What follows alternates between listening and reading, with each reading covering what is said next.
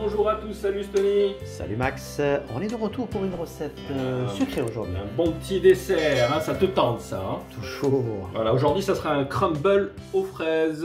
Ils sont là les fraises. Voilà, des bonnes petites fraises. Donc il vous faudra 350 g de fraises, ce qui correspond à peu près à une barquette, une grande barquette c'est de fraises sur le marché. Ensuite, il nous faudra 40 g d'amandes en poudre blanche, 100 g de farine, 100 g de cassonade et 100 g de beurre pommade. Alors pommade, c'est très important hein, pour qu'on puisse bien obtenir ce côté sablé de la pâte. Allez, c'est parti, on commence avec quoi? Alors, on va commencer par couper nos fraises qu'on a bien évidemment au préalable lavées. On va enlever le haut de la fraise, les queuter et on coupe en deux. Voilà, donc on a découpé nos fraises. Ce qu'on va faire, on va rajouter un petit peu de sucre. Tu vois la petite technique? Tu sais, quand les gousses de vanille, quand on s'en est servi, voilà, en fait on les mélange à du sucre et ça donne du sucre vanillé. Voilà, tout simplement, ça évite de l'acheter. Alors, on va rajouter 2 cuillères à soupe.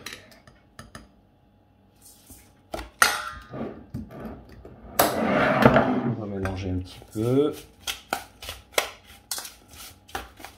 Et on va laisser de côté en attendant qu'on prépare notre pâte à crumble.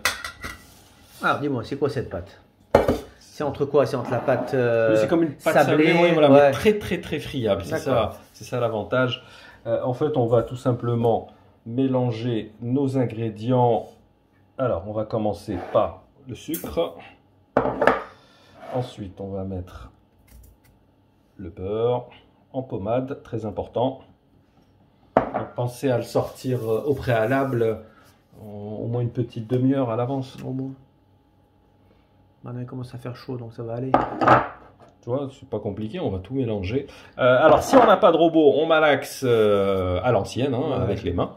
Sinon, si on a un robot, donc voilà, moi j'utilise le Kenwood, donc il a son petit accessoire, c'est le bras K en fait, hein, comme Kenwood. Tout à fait. Voilà, ça permet de retrouver ce côté sablé de la pâte. Allez, c'est parti pour un tour. Voilà, tu vois, il faut qu'elle reste un petit peu sablée. C'est le principe. Donc là, on va remplir nos petits ramequins. Alors évidemment, on peut le faire de façon individuelle ou dans un grand moule, il n'y a aucun souci. Tout à fait, tout à fait. Mais c'est mieux comme ça, honnêtement. C'est pratique. On va dire que c'est pour 4 ou 5 personnes. On va dispatcher un peu les fraises. On va peut-être arriver à 6, tu vois. Ouais, c'est facilement, hein, sans problème. Allez, recette pour 6 personnes. C'est parti. Voilà, et là, on va mettre par-dessus notre petite pâte à crumble.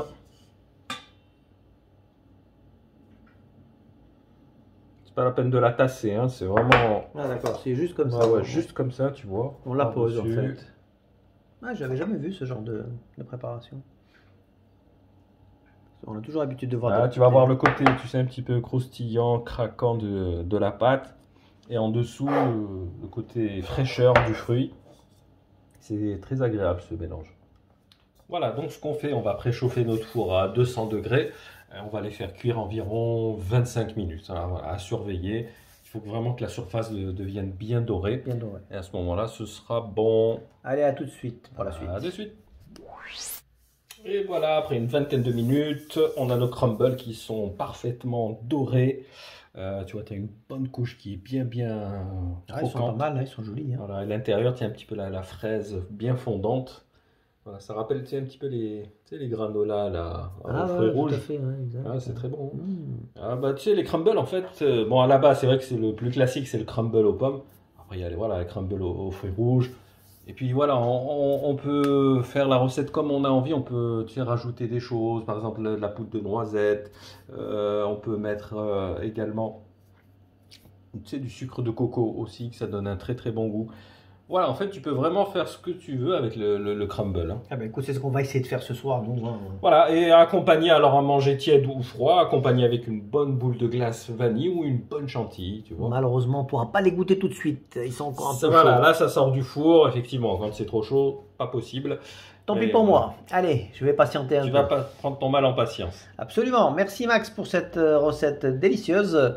On vous invite à liker, à partager, à vous abonner si ce n'est pas encore fait. Quant à nous, on se donne rendez-vous pour quand? Écoute, pour très bientôt. Pour la recette salée. Allez, rendez-vous est pris. À bientôt. À plus. Ciao. Ciao.